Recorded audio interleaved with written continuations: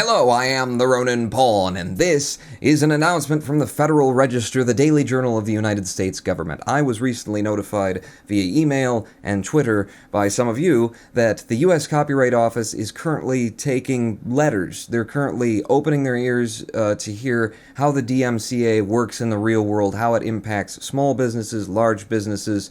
How does this work, and is it useful anymore? I'm talking about the Digital Millennium Copyright Act that is used so often on YouTube and in digital media all over the internet to seize people's property rights, which is something that I and everyone who YouTubes for more than 12 minutes consistently will run into. So I've written them a letter. And if you want to write a letter, I will leave a link in the description where you can. However, the deadline is by the end of the day. I didn't know about this until just yesterday, so if you're catching this when it first comes out, get to that link and write that letter. Otherwise, I just wanted to read you mine because I don't know where else to put it other than up the ear hole of the U.S. Copyright Office. Hello.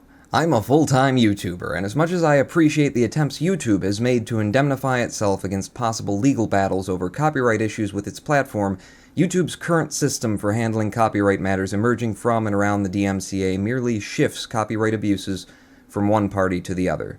Whereas a few years ago, large media houses were seeing their intellectual property stolen, used, and abused by people who were mainly just ignorant of the harm they were causing to these parties by reproducing their intellectual properties outside of revenue stream, it is today the independent artists and original content creators whose rights the once victim media houses daily abuse in the name of DMCA.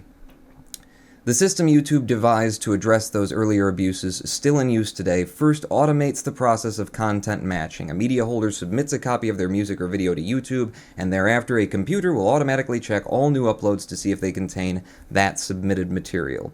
As an aside, by my personal estimates, the automated matching accuracy of YouTube's system is about 10 to 15% mismatching content a majority of the time. Once a match has been found, it then presumes the guilt of the submitting party and delivers all property rights to the supposed owner of the matched content. At each step of the process whereby a submitting content creator can contend and appeal an erroneous claim, the media house/claimant is always favored.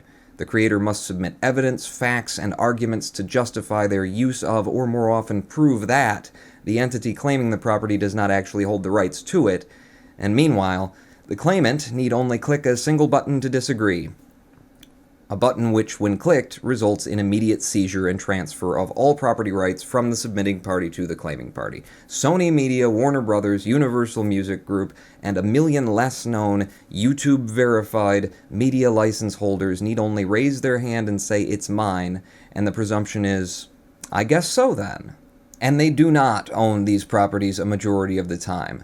Because it is as simple as clicking a button to claim a property or to reject a disputed claim filed on their behalf by YouTube's error-prone system, these corporate entities have by and large systematized the process, and the systematization they use is 1. Receive claim dispute, 2. Click reject, 3. Go to lunch. This is not an exaggeration. In fact, only recently has case law finally held these media houses to task for making a practice of instantly rejecting anything that comes to them, at last requiring them to show that they at some point actually considered the validity of a dispute before issuing a DMCA takedown.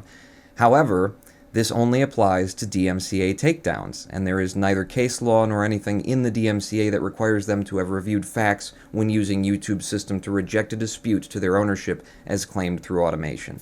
The problem here is not just YouTube or these corporations who protect their own rights with ferocity and zeal, but feel no pain when trampling all over everyone else's. The problem is that the current incarnation of the DMCA allows and even encourages this.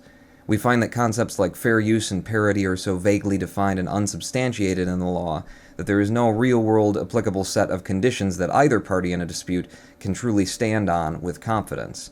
And without definitions, YouTube and similar platforms are left to create systems that forego truly attempting to protect anyone's intellectual property rights in favor of simply indemnifying themselves against, or more truthfully, sating the demands of large, rich entities whose money, power, and legal departments present a hypothetical threat.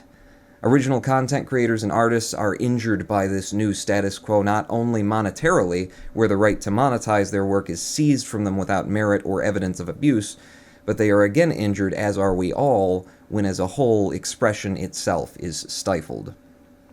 Professionals in this industry know that there is no such thing as a safe piece of music to use on YouTube. Whether it's your own original composure, something you hold a written consent for use on, works released under Creative Commons licenses, songs you have paid and licensed for use, or even a protected work in the public domain, all of these we have seen claimed without regard.